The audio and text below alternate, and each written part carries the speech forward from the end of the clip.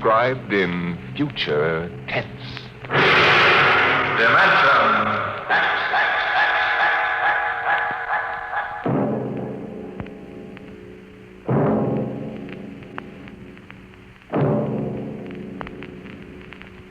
Can you predict what will come in 100 years? Or in 10? Or in the next minute? Some people think they can. Nuclear scientists, mathematicians, astronomers, biologists.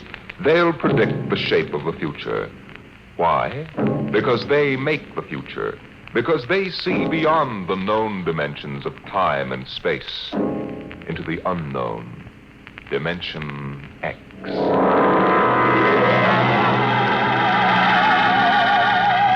It was in the year of 1982 that spacemen first discovered the Great Galactic Barrier.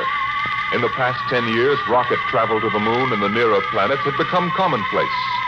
And then men fixed their sights on a more distant star, the remote planet known as Volta. 5 exploratory ships went out, and none came back, each in turn disappearing mysteriously at the same vanishing point, at an invisible wall somewhere in the vast outer reaches that became known as the wrecker of spaceships, the Galactic Reef. And yet the explorers refused to admit defeat. It was on June the 2nd, 1987, that the rocket Star Cloud made ready for takeoff, the 6th to attempt to crack the barrier and win through to Volta.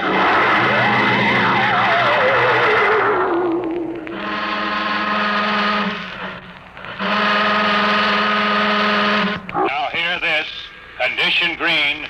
2 minutes. Captain, I don't suppose you'll want the ship's doctor up here on the bridge during blast off. I think not, Smitty. All right, then. I'll be in the sick bay counting vitamin pills if you need me. Good luck, Lewis. Thank you, Smitty. Lieutenant Collier. Yes, sir. You're relieved. You'd better get down to navigation control and take over. Yes, sir. Oh, Lieutenant. Yes, sir? We've never flown together before. This is your first flight in a space vessel as big as the Star Cloud, isn't it? Yes, sir. But I was trained in oversized jobs at the Naval Academy. Well, if you're half as good a navigator as your father was, you'll do fine. Thank you, sir. You were old shipmates, weren't you? Old shipmates. I served under him in the first rocket that ever got back to its base in one piece. We flew that mission in a tin can not much better than a primitive guided missile. I almost went along on the last trip your father made to the barrier. Too bad about that. Yes, sir. Now, that's all, Collier. I'll bus you when you get down to nav control. Lieutenant Paulson. Yes, sir. Get me ground control tower on the radio. I want to talk to Colonel Harrison. Sparks has the circuit up now, Captain. Go ahead, sir. I patched in our bridge speaker. Colonel Harrison? Yes, Captain? We're standing by for takeoff in 60 seconds. Good. The field is cleared of all personnel. We'll try to reestablish radio contact immediately after takeoff. In any event, there'll be a 24-hour ground monitor. Fine. Good luck. I hope you make it. Thank you. Bridge to navigation control. Nav control, Collier. Ready, Lieutenant? We're ready, Captain. The course is in the integrator for takeoff at 1200 hours. All right. Stand by for blastoff. Bridge to engine room. Fire up your rocket chambers. Take off at exactly 1200 hours. I'll read you off. 20 seconds. 19, 18, 17, 16. Condition red. Hold it. Revoke all orders. Who turned in that alarm? We uncovered a stowaway, sir. Stowaway, where, Masters? Hiding in 6th Bay. Dr. Smithson found him. Have him brought up to the bridge. Engine room, kill your rockets and stand by. Thorson, this is Colonel Harrison in ground control. What's holding you up? Trouble. What's the matter with you? What's the matter with you? There's a stowaway aboard. Stowaway? Yes, I thought your men were supposed to police this base. What's the matter with you? All right, Captain, take it easy. You know what this delay can do to us, don't you? 1 minute later, takeoff can throw us 1,000,000 miles off course. We'll have to reintegrate the whole works. Well, look, how long do you think it'll take? Don't bother me for a while. I'm busy. Stupid idiots. Captain Thorson. Oh, come in, Smitty. Here's your stowaway. I'll court-martial the... Charlie. Can you use a good radio man, Skipper? See you two have met. Met? The skipper and me made 50 trips to the moon together. Didn't we, Captain? Charlie, if you wanted to come along, why didn't you volunteer? I did, Skipper. They turned me down. What's wrong with you? Acceleration bends. Oh. They said my arteries wouldn't stand another trip. Well, I'm sorry to hear that. But they're wrong, sir. I got one more good trip in me. Now listen, Captain. You know these green kids don't know the first thing about space radio operations. You put a man like me on, I'll be getting you a bedtime story from Mars. Now, listen, Charlie, you know the regulations as well as I do. I can't take you much as I'd like to. Colonel Harrison will murder me for this. Oh, I'm sorry, Charlie. I'll have to put you aground. I'll tell you what. I'll ask Harrison to put you on his ground radio contact. It'll seem as if you were right here with us. He won't do it, sir. He'd better, or I'll have him busted to corporal for letting you sneak aboard. Now, you'd better be off, Charlie. Masters. Yes, sir. I'm sending this man aground. Give him time to clear the launching platform. Yes, sir. So long, Charlie. I'm really sorry. Good luck, Skipper. I thought you were going to have him drawn and quartered. If been anybody else, I would have, Smitty. But Charlie, well, he's kind of special. Been with me since my first command, when Giller run to the moon. If he wanted to come along this time, well, it's only through loyalty to me. You know, Lewis, I didn't realize it before, but you're almost human. Bilge. Navigation, Lieutenant Collier, you there? Nav control, Collier. Lieutenant, how badly are we fouled up? Can you recalculate the course, or shall I cancel the takeoff? I've already plotted a new course on the integrator, sir. Good. Can we take off in exactly 2 minutes? 2 minutes? Yes, sir. If we can, all we need to correct is for only a 1 degree deflection. I can do that before we breach the stratosphere. That's quick work. Are you sure? Positive, sir. Well, all right, Collier. I'm putting it in your hands. We'll blast off on your signal. Lewis, isn't that a lot of responsibility for a young green officer? Yes, but if he can't do his job, I'd rather find out now than at the galactic barrier. Bridge to engine room. Prepare to blast off on navigator signal.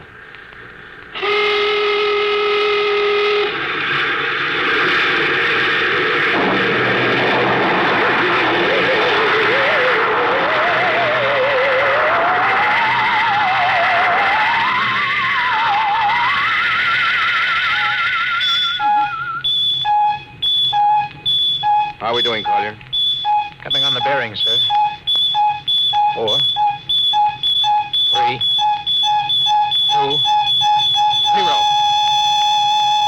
We've intersected the course vector. Good work, Collier. The course is corrected, sir. Ready to go into atomic overdrive anytime you say. All right, stand by. Now hear this. Now hear this. Prepare for maximum acceleration. Bridge to engine room. Kill your rockets. Rockets out. Fire up number 1 cyclotron. Number 1 ready.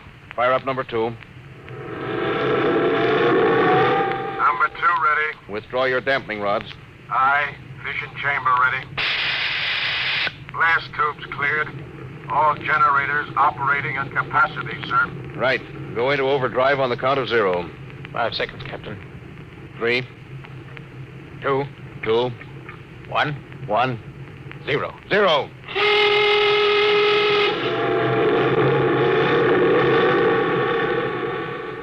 How are we doing, Collier? On course, sir. She's running hot and true. Well, my compliments, Lieutenant. Thank you, sir. This job would have done your father credit. He was one of the best navigation officers I ever saw. Thanks, sir. Now start your gyros and put her on robot control. The bridge is yours, Mr. Collier. If you need me, I'll be in Dr. Smithson's office. Yes, sir.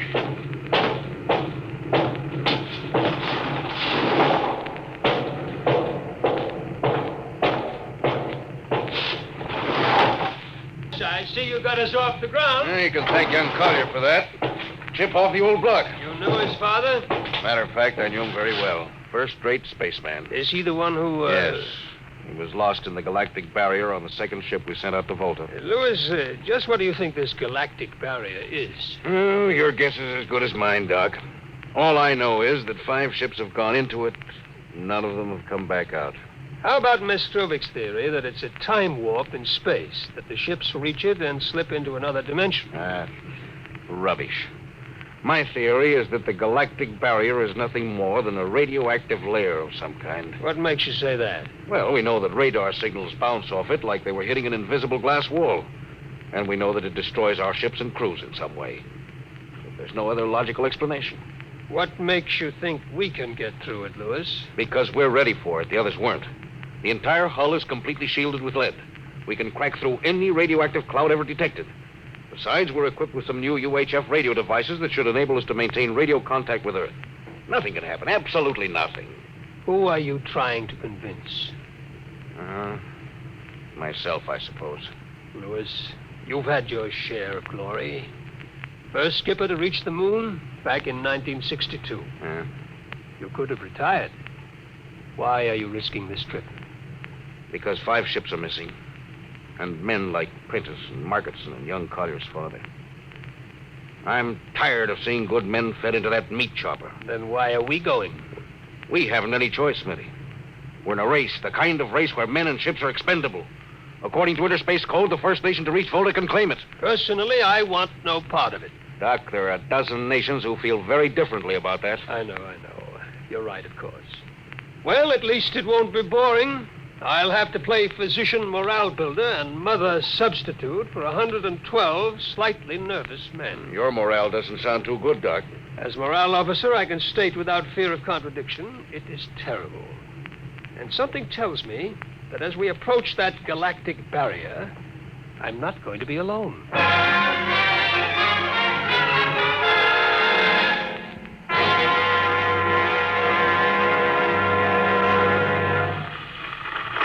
Hello, Earth. Hello, Earth.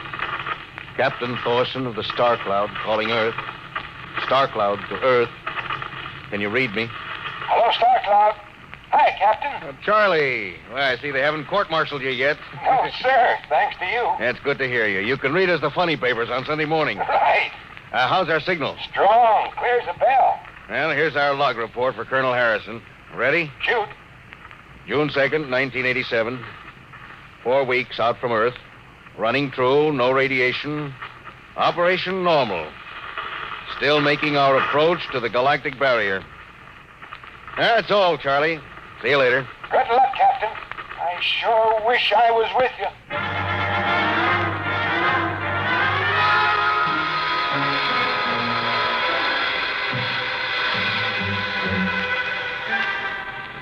How's the morale, Smitty? Well, the men know we're getting closer to the barrier.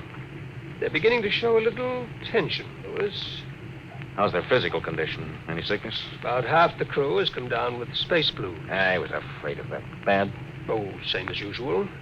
Lips and hands with a bluish cast. Eyes are sensitive to infrareds. I don't know. When I first started flying these tin cans, nobody ever heard of space blues. There's a theory it's caused by the terrific acceleration of the atomic overdrive.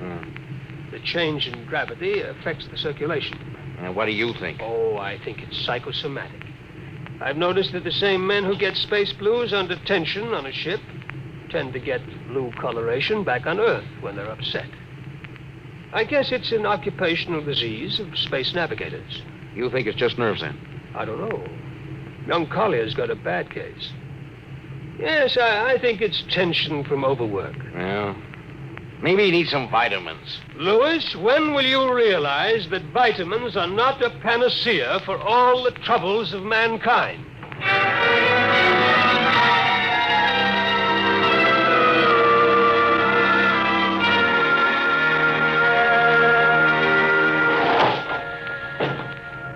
Sir, I understand you've relieved me from duty. Dr. Smithson says you aren't looking very well, Collier. I'm just giving you a rest. But, sir, I feel perfectly able to continue. Your lips are as blue as Minnetonka. Captain, I'd like to remain at my post. Now, don't be so foolhardy, Lieutenant. I'm not being foolhardy, sir. You see, I have a special personal reason for wanting this expedition to reach Volta. Oh, your father? Yes, sir, my father. You think he might still be alive? Huh? Sir, I have to find out what happened. I think I understand. Very well, Collier. Report back to duty.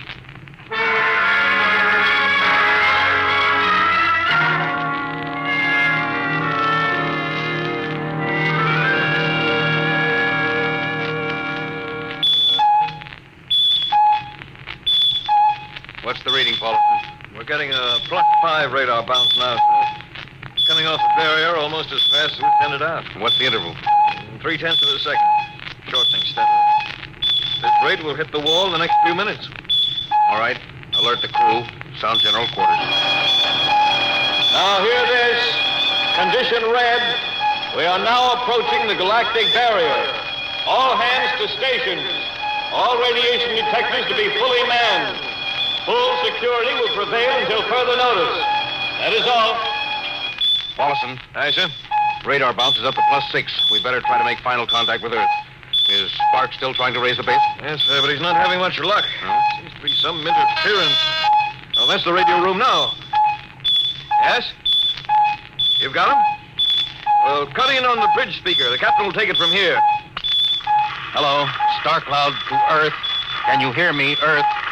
Hello, Skipper. I can barely read you. We're getting heavy static from sunspots. That's not sunspots. We're right on the galactic barrier. Getting a +7 radar bounce. Expect to hit the barrier almost any second now. Good luck, Skipper. Look, Charlie, stick with us, will you? We're switching to the automatic center now so you can track us in. Okay. If we crack the barrier and come through still in one piece, I'll try to get back to you on the high-frequency band. Gotcha, Skipper. Don't worry. I'll be waiting. So long, Charlie. So long, Star Cloud. We must be getting awfully close now, Captain. Echo's bouncing back so fast, it's almost beating the signal. Well, when they coincide, hold on to your hat. That's when we run into the wall. Any second. Hold on. Here goes nothing. Here it comes.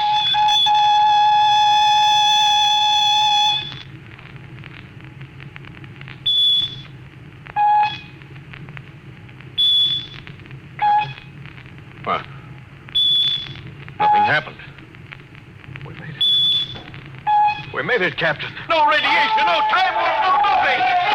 The crew's gone crazy, sir. Let them. They earned it. Hey, Doc, can you break out a few bottles of snake bite serum for medicinal purposes? I sure can, Louis. This calls for a celebration. How's your morale now? Couldn't be better. How's yours? Couldn't be better. Hey, what the? Condition red. Condition red. Radiation detected. Condition red. Radiation detected. Holy mackerel. Look at the needle on that indicator. Paulson. I see it, Captain. We're picking up radiation like crazy. What's it like? It's a strong impulse. What kind? I don't know, sir. Too long for a cosmic ray and too short for UHF. The ship's lousy with it. Man your battle stations! Paulson, track it down. Triangulate it and make it fast. I want a directional fifth. Yes, sir. Engine room. Yes, sir. We're picking up radioactivity. Is it the fission chambers? No leak here, sir. I'll check your gauges. Nothing here, Captain. Must be coming from outside. Damage control. Yes, sir. Is radiation penetrating the lead field? Haven't found anything yet, sir. Well, keep at it. Paulson, how are you doing? I've got a fix, Captain. What is it? I'll have to recheck my figures. Oh, hurry up. The angle is correct. Come on, man, for Pete's sake, what's the radiation from? It's coming from inside the ship. That's impossible. Oh, sir, I've checked it twice. Well, it's got to be the engines. If it is, we're finished. Engine room. Yes, sir. That radiation must be in the overdrive pile. No, sir. It isn't here, sir. Are you certain? Yes, sir. All right, keep checking. Well, only one thing left to do. Paulson, get a Geiger counter. We're going to start combing this ship inch by inch. Yes, sir. Now turn it on. Yes, sir. Ready, Captain.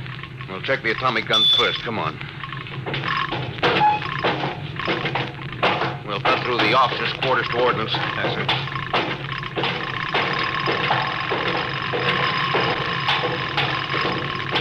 Through here. All right. Wait a minute, sir. Huh? What is it? The signal's weaker now. Yeah. Let's go back.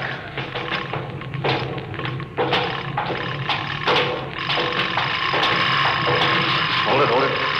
Seems strongest right about here. Doesn't make sense. Whose cabin is this? Lieutenant Collier's. Collier. Oh, he's down in nav control, sir. We'll try the door. It's not locked, sir. Yes, it's in here, all right. Listen to that counter. It's strongest over here. Open that wall cabinet. It's locked, sir. I'll smash it. Shut off the Geiger counter. Well, what do you make of this, Paulson? Well, it looks like some sort of portable transmitter, sir. Must be foreign manufacture. I don't recognize the calibration symbols at all. I've never seen anything like it. Which raises a small question. What is Lieutenant Collier doing with a transmitter in his cabin? I don't know, sir. Well, I intend to find out, Paulson. Get down to nav control and bring Collier up to the bridge on the double. Hadn't we better find some way to shut this thing off first? I know a way.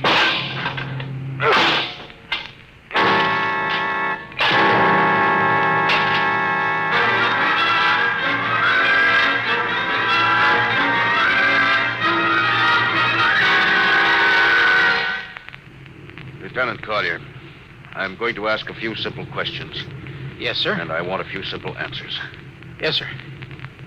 What were you doing with the transmitter in your cabin? Transmitter, Captain. You know nothing about it? No, sir, I don't. Do you recognize these calibration symbols? No, sir.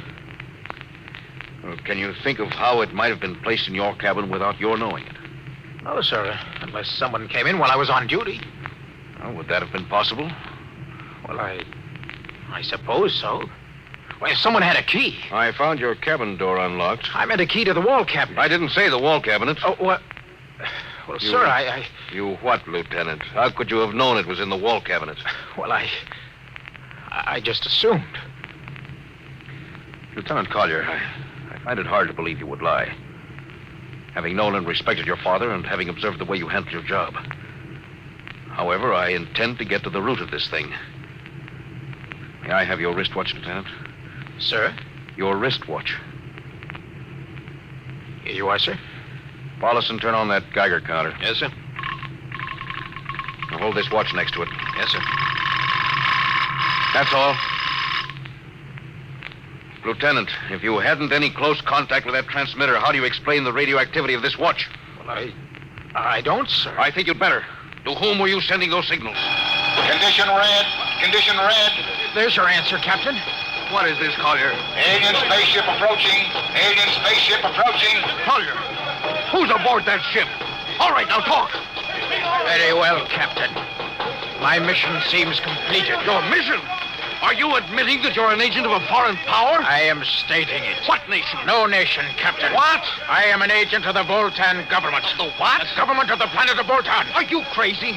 Are you so stupid that you think your people are the only ones who can invade another planet? Lieutenant, what do you mean? We've had agents operating on Earth since 1945. I don't believe you. What do you think happened to those 5 ships, Captain? Where do you suppose we got our information? Your language, your culture, family background. Your appearance, you look like... Like Commander Collier? Is that so surprising, Captain? We had a living model. I ought to kill you. That would be very foolish, Captain.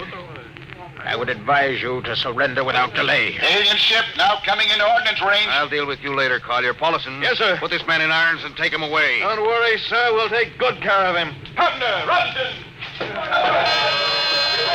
Gunnery.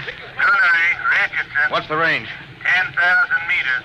They're closing fast. Put your guns on radar tracking. Tracking. Coming on the bearing. Fire.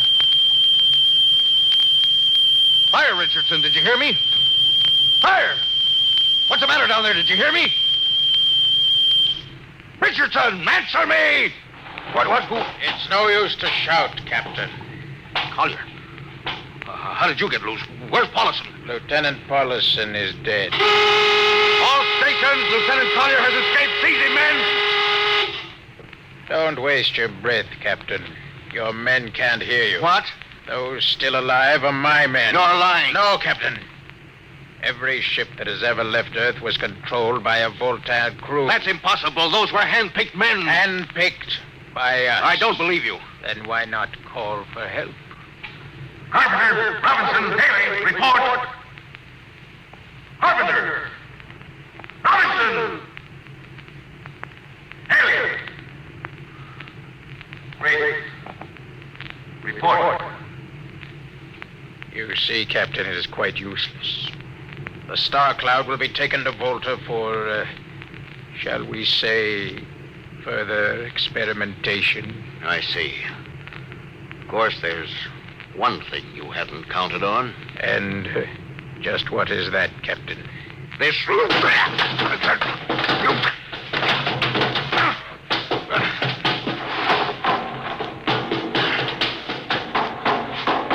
Carpenter! Are you in there, Lieutenant Carpenter? They can't all be dead. There must be one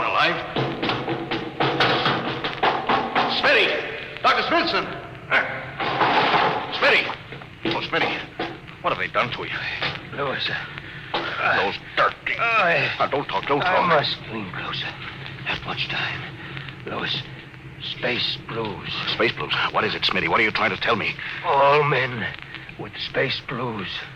Voltans. Here, let me help you. No, Louis. Get message back to Earth. Voltan, 5th column. Watch out for space blues. Smitty.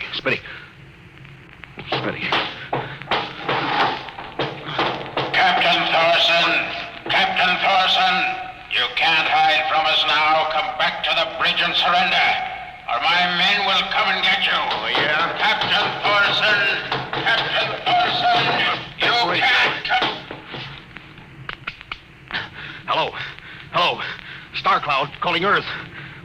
Please, God, let me through before it's too late. Hello.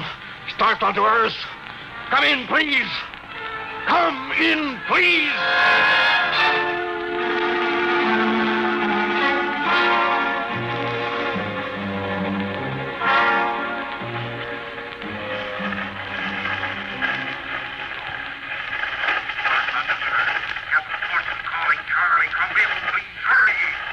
Hello? Can you hear me, Charlie?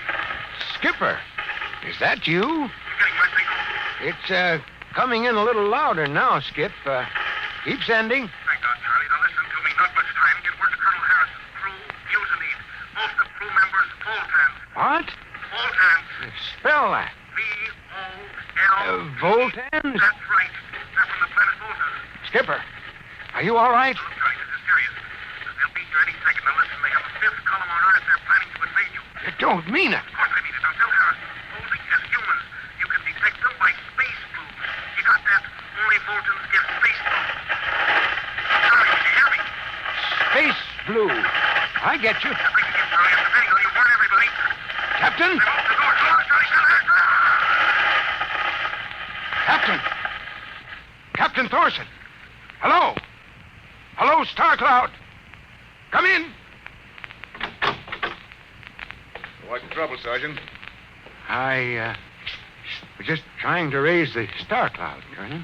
Had any luck? No, sir. No contact. No contact. No, sir. Nearly an hour since they hit the galactic barrier. I don't understand why they haven't tried to get a message back. No, sir. Neither do I. All right.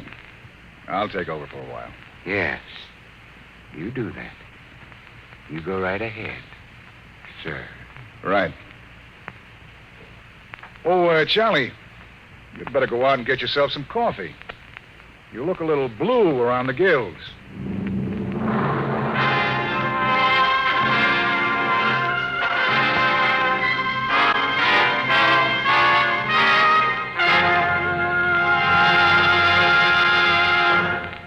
You have just heard No Contact, an adventure in time, space, and the unknown. The world of...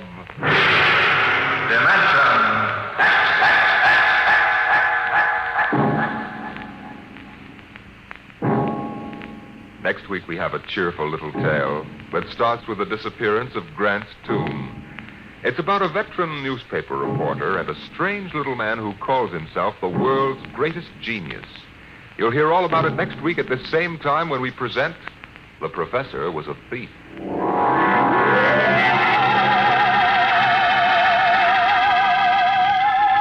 Dimension X has presented No Contact, an original story written by George Lefferts from a storyline by Lefferts and Ernest Kinoy.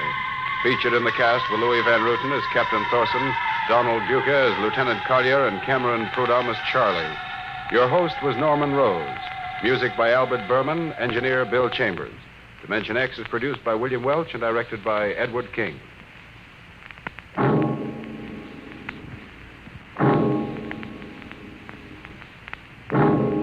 Stay tuned for the remarkable Quiz Kids on NBC.